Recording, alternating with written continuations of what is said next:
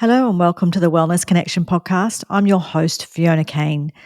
Today I'm going to be talking to you about how to build your emotional capacity to improve your mental health.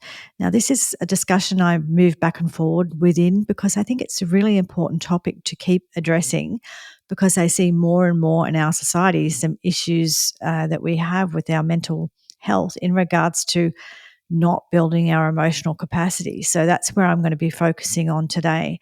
I'm really inspired by Raquel, the capacity coach. She has an Instagram page, and I'm expanding on some of the things that I've heard her talking about recently here because she's just really sensible in the ways that she lays things out. So I want to start by saying that, you know, what we're doing is instead of building emotional strength, what we're doing is we're celebrating fragility. We're celebrating emotional fragility. Our society at the moment really does celebrate that and encourage that. And that's not healthy. It's not helpful. And what's happening is, the smallest thing, people aren't coping emotionally. I have to take a day off because some small thing happened, these sorts of things. And, you know, it's important to remember, you know, in the job that I do talk to people about their feelings. It's one of the things I talk about. And feelings have their place. Feelings have an importance. However, feelings are not facts. They're data, not facts. So sometimes the feeling you have will be leading to something factual or something that you need to action or something that matters. But sometimes the feeling you have, or something that's true, but sometimes the feeling you have, it leads to, it's background is something that's not true and not real because you might be having irrational feelings or emotions about something. So feelings are just data, and it is important to pay attention to them, but the world does not need to completely change to support you and your feeling. As an adult, it is your job to learn how to understand what your feelings are, learn how to identify them, learn how to manage them, learn how to navigate through them, learn how to follow the data and see what those different feelings might represent. But that's your job as an adult to explore those things. But it's not the job of the community to just bend over and deal with, everyone needs to close everything down or everyone needs to change everything because you're having a feeling. It just simply doesn't work that way. So, like I said, feelings are data. So sometimes you might have a feeling. I know that when I get really snappy and angry, there's data, right? So if I'm feeling really angry, getting really short with people and feeling really frustrated, there's data. So I look back, I look at what that might mean. Now, it doesn't mean I just haven't eaten in a while and my blood sugar is low, because that for me can be a cause of those feelings and for most people. Does it mean that I'm feeling nervous about something or I'm feeling frightened about something? I have a fear around something, which is often the case. So often, if I feel anxious or frightened about something, I'm more comfortable with feeling anger than I am with feeling fear. So I will start feeling angry or irritable, and I'll start getting cranky or yelling at people or whatever, when really what's going on is I'm feeling really scared about something. So it's my job to explore that. It's my job to kind of go, okay, Fiona, what's going on? You're getting really snappy. Is it just because you haven't eaten? Is it you haven't had enough sleep? Is it that, there's something else going on that's making me feel stressed or making me feel uncertain, and that's why I'm acting out? But it's useful information because then I can say to myself, all right, so what I need to do is I need to have something to eat before I interact more with any people, or maybe I need to say, I have to just be really careful of the conversations I have, or just really calm myself down for now because I don't have time to sleep or eat right now. But maybe I just need to know that my feelings shouldn't be dominating the way I'm behaving right now if I'm behaving irrationally and unfairly, right? But it is my responsibility to look at what's going on for me, follow what that data is telling me, and do something about that.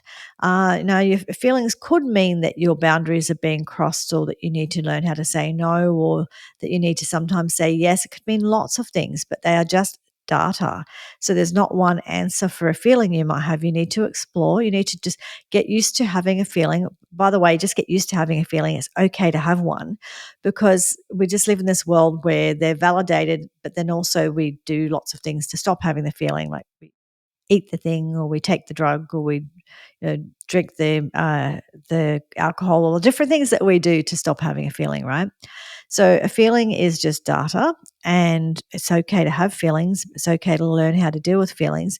It's just what you do with those feelings that's important, that you know how to behave as an adult, and you know how to navigate it and what to do with it. And if you struggle with this, go and get therapy, or find read books, get therapy, find support, find a way that you can watch podcasts, right? Find a way to learn more about this so you can explore this for yourself. So what we do in our society is we mistake discomfort for danger. And again, it's data. So sometimes discomfort actually is data that there is danger. So sometimes you're uncomfortable, you get an uncomfortable feeling, and that is because something really is wrong, or there's someone in your space that you just get this feeling that that person is not there for your well-being, right? So sometimes that discomfort, and we see it as danger, and it is danger, right? But sometimes we see discomfort as danger when it's not. So someone with a different opinion to you, it's not danger.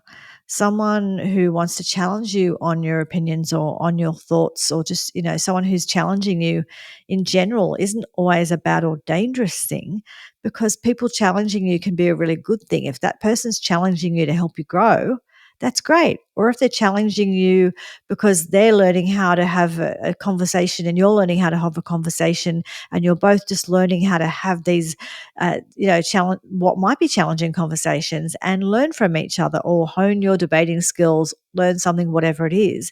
But that's not danger, right? So it's a matter of understanding. Again, it's data. So if discomfort doesn't necessarily mean there's danger, but yes, you do have to rule that out. So if you start feeling uncomfortable, you can sort of just, again, figure that out. Stop and kind of go, okay, what's going on? Why am I feeling uncomfortable? I'm feeling uncomfortable because, there's a dodgy person in the room. I'm feeling uncomfortable because, I feel like I'm in danger because that thing over there, there's, something's happened to change my environment. There's a, I don't know, there's a riot going on over there. Something's, whatever it is, sometimes obviously it is a sign of danger. But if it's just, I'm uncomfortable because someone's challenged me, or I'm uncomfortable because I don't, I feel uncomfortable, or I have emotions when I have this conversation, that's not danger. That really is not danger. So learn to know the difference between what is danger and what is not. So that being this discomfort is certainly telling you something. It's certainly data, but just explore what that is. And sometimes it's data that says, get the hell out of there, shut things down, get out of there. But sometimes it's data to say, oh, okay, I just don't like having my feelings, like my feelings not being seen or heard, or I don't like having my opinions challenged, right? So know the difference, because it's good to have your opinions challenged. It's good for you. It's healthy for you. So, what happens more often than not is people say this is toxic, and they want to shut down conversations and all of that. And,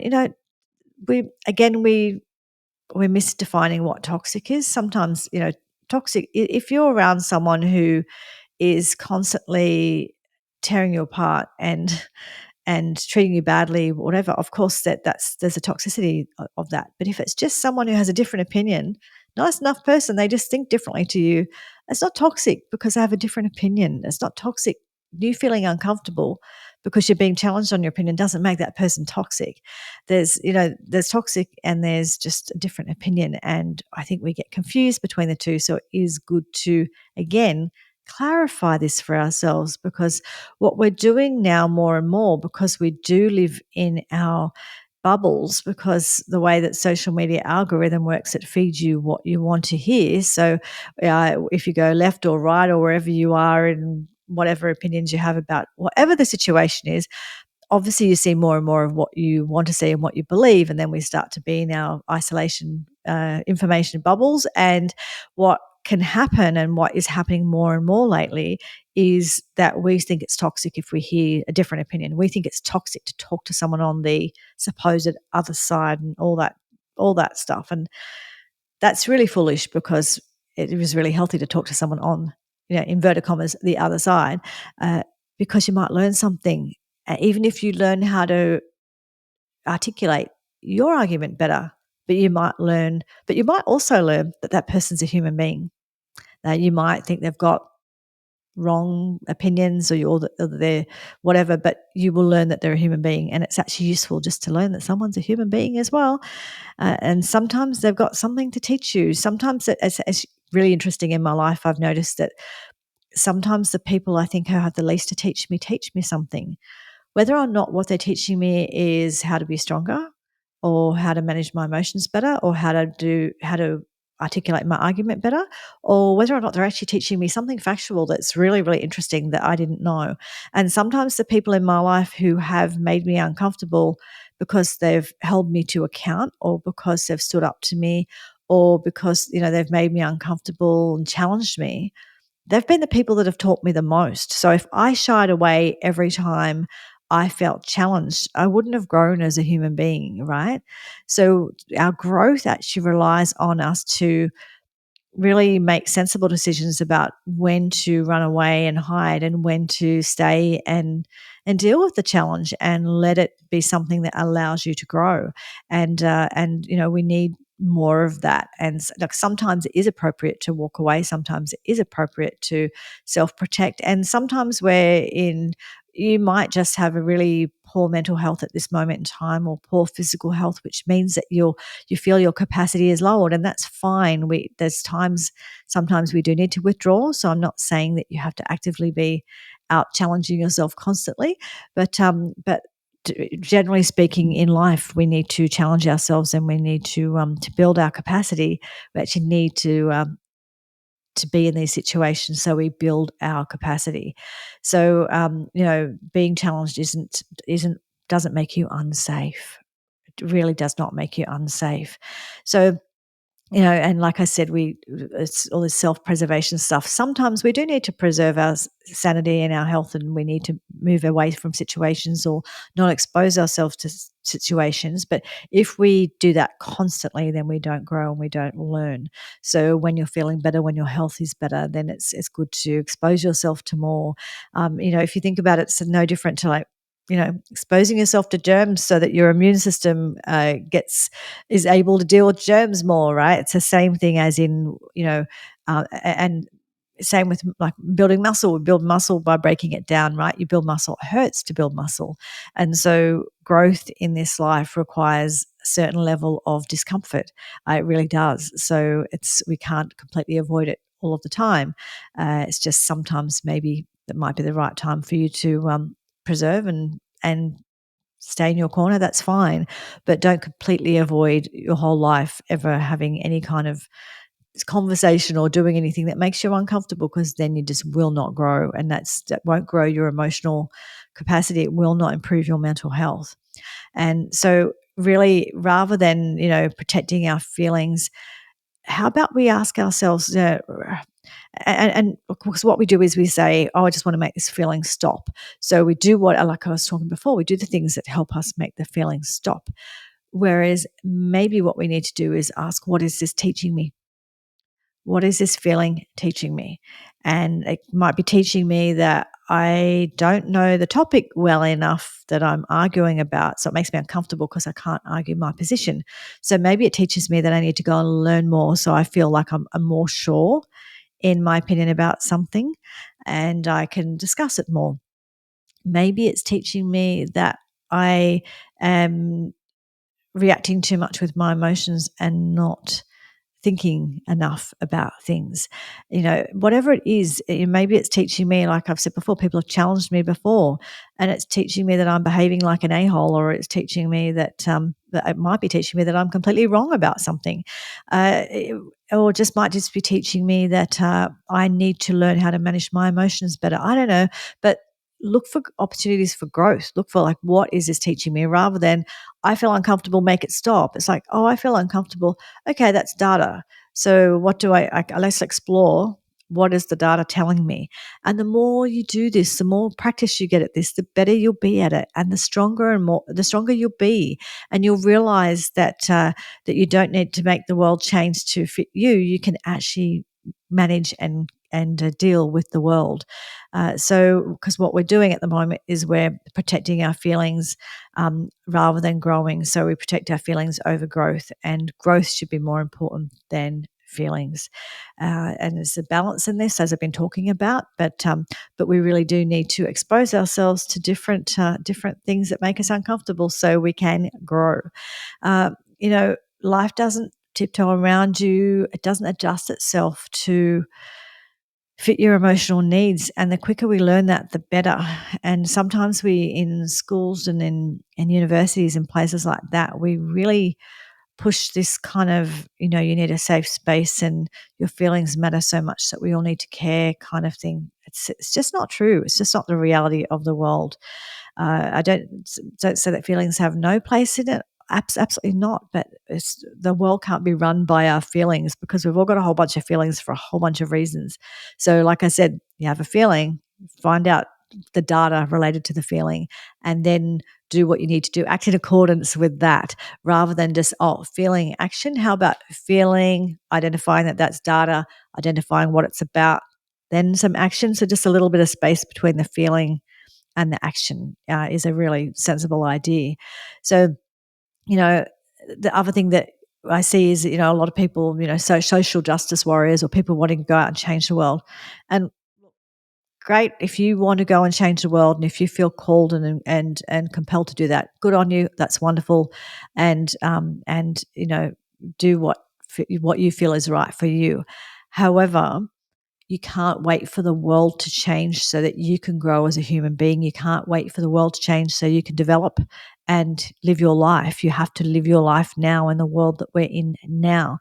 Life is not going to pause for you, and you can't outsource your ability to be functional to whatever the world says, or whatever the policy is, and the government that's in at the moment. Governments change, So if you need the world to change to make you okay, that's really going to hold up your life. You really need to learn how to live in the world that you're in now, how to have capacity in the world that you're in now, and it's really, if you learn how to build up who you are and become who you are, in spite of whatever systems are in place, or in spite of whatever challenges are in place, uh, assuming that systems and those things won't change. Like, I'm not saying they can't change, and of course things change, but assume that they can't and won't change from a point of view of, well, if I have to live my life in this system in this way, how can I build my capacity so I can do that? And if you do that, you'll be right no matter what, right? And then you can fight for changing systems and all that, and things might change in the future. And that's all wonderful. But if you learn how to have capacity in a system that you feel is not supportive of your values or ideas, if you learn how to live in that, and if you learn how to survive in that, you will survive in any situation. So it's rather than kind of like, oh, I can't be okay until the system changes to suit me, and I'm just going to spend my whole life out, with my placard, protesting, and I can't be okay. I'm not okay until the system changes. Good luck with that. So you can protest and you can do all those things, and good on you if you feel passionate about something. Go for your life, but don't rely on other things around you, outside of you, for your own mental health. For your mental health, it's an inside job. We need to start it from inside, and we need to create capacity so that we can live in the world that we're in, not the world we'd like to be in. And in fact, if we create capacity for the world that we're in, we're more likely to have the skills to change things, to make to make the world better. If your capacity is better, if your physical and mental health is better, then you're more placed to be able to make a difference, aren't you? Whereas if you're kind of like, oh, the world's until the world changes, I can't be, good luck with that, but that's not going to get you anywhere. So, really, I just want to, understand that your feelings aren't the be all and end all, and they're not facts. They have a place and they have an importance, and we need to, again, look at them as data and then figure out where to go from there. But understand that your feelings are not facts, and if you're acting just straight on feeling without having that middle ground of, let's look at what the data is, then there's a problem. And if you're outsourcing your ability to be happy, your ability to function in life, your ability to do life or have good mental health, to whether or not this we have this prime minister or this president or this situation or that, that's not going to help you, because that's going to be changeable throughout your whole life. It's been changeable throughout my whole life. If I could only be happy if I had this type of government or that type of government or this party in or that party in, I would have spent a lot of my life unhappy. So, really, building capacity requires the ability to feel discomfort and to be the ability to understand, to just use discomfort as a way of looking for data. Sometimes the data is telling you to get out of there. Sometimes the data is telling you that the situation you're in is not right. But sometimes the data is telling you that you're being challenged, but that's okay. That's okay, because that's going to help you build capacity. So remember, building capacity requires you to challenge yourself, no different to building a muscle. You don't build a muscle by sitting around and hoping that it grows. You build a muscle by working it, and it hurts. You literally have to tear the muscle for it to grow, right? It hurts. So it's the same with emotional capacity, right? It does, and it can hurt. It can be hard. And it can be hard sort of learning how to have emotions, and it can be hard learning to work through emotions. But we don't just make our emotions stop. It's not about stopping them. It's about understanding them.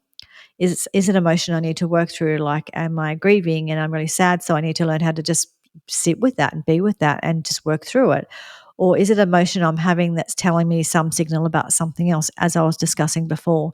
So please, really, it is important to identify and understand emotions, but it's also important to understand their importance and put them in their place. Anyway, I will talk to you again later, and please like, subscribe, share, all that kind of stuff, rate and review, and also, this is, like I said, I've said many times, this is where I have real conversations about things that matter, and I think this really matters at the moment, because we're overplaying emotions and underplaying capacity, and that's not going to help anyone. So I hope you have a great week, and I'll see you later. Bye.